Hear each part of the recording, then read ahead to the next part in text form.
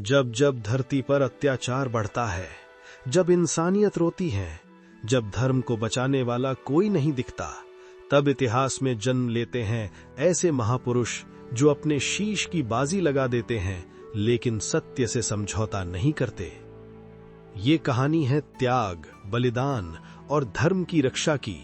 ये कहानी है सिखों के 9वें गुरु, धर्म दी चादर, हिंद की चादर, श्री गुरु तेग बहादुर जी।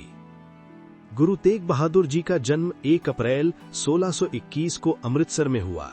वे सिखों के छठे गुरु, गुरु हरगोबिंद जी के सबसे छोटे पुत्र थे।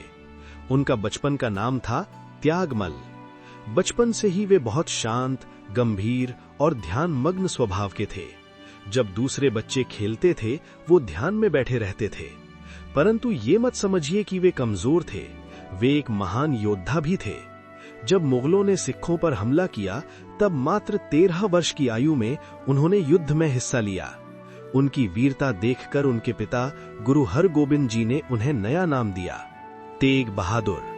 तेग यानी तलवार, बहादुर यानी वीर, यानी तलवार का वीर। युद्ध के बाद गुरु जी ने संसार की भीड़ से दूर रहकर ध्यान और भक्ति का मार्ग चुना। वो बकाला, पंजाब में 20 वर्षों तक गहन ध्यान में लीन रहे। उन्होंने सिखाया, डरो मत और किसी को डराओ मत। 1664 में 8वें गुरु, गुरु हरकृष्ण जी के ज्योति जोत समाने के बाद उन्होंने अंतिम शब्द कहे, बाबा बकाले। इसका अर्थ था कि अगला गुरु बकाला में मिलेगा। लेकिन बकाला में 22 लोगों ने खुद को गुरु घोषित कर दिया। तभी एक व्यापारी मक्खन शाह लुबाना ने सच्चे गुरु की पहचान की। उन्होंने परीक्षा ली और केवल गुरु तेग बहादुर जी ही उनकी प्रतिज्ञा जानते थे। तब उन्होंने ऊंची आवाज में कहा, गुरु लाड़ो रे, गुरु लाड़ो रे। और इस तरह गुरु तेग बहादुर जी सिखों के 9वें गुरु बने। गुरु जी ने पंजाब, बिहार, असम और बंगाल तक यात्राएं की। उन्होंने लोगों को सिखाया, ईश्वर एक है, मानवता सबसे बड़ा धर्म है, जाति पाति का भेद गलत है, अन्याय के खिलाफ खड़े हो। उन्होंने आनंदपुर साहिब को विकसित किया। 1666 में पटना साहिब में उनके पुत्र का जन्म हुआ, गुरु गोबिंद सिंह। बाद में यही बालक सिख इतिहास के महान योद्धा बने। उस समय भारत पर मुगल बादशाह औरंगजेब का शासन था। वो हिंदुओं को जबरदस्ती इस्लाम स्वीकार करने पर मजबूर कर रहा था। मंदिर तोड़े जा रहे थे, धर्म पर संकट था। कश्मीर के पंडित रोते हुए गुरुजी के पास आए। उन्होंने कहा, अगर आप हमें बचा लें तो हमारा धर्म बच जाएगा।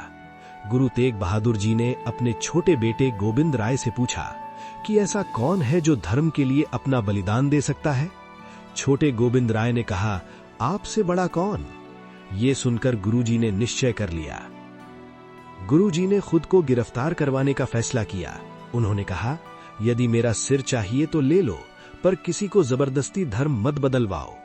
उन्हें दिल्ली लाया गया। दिल्ली के चांदनी चौक में उन्हें 3 दिन तक यातनाएं दी गईं। उनके सामने उनके 3 शिष्यों को निर्ममता से मार दिया गया, पर गुरुजी अडिग रहे।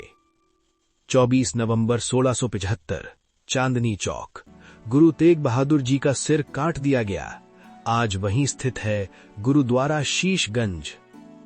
उनका शीश भाई जेठाजी आनंदपुर ले गए, जहां आज है गुरुद्वारा शीशगंज साहिब।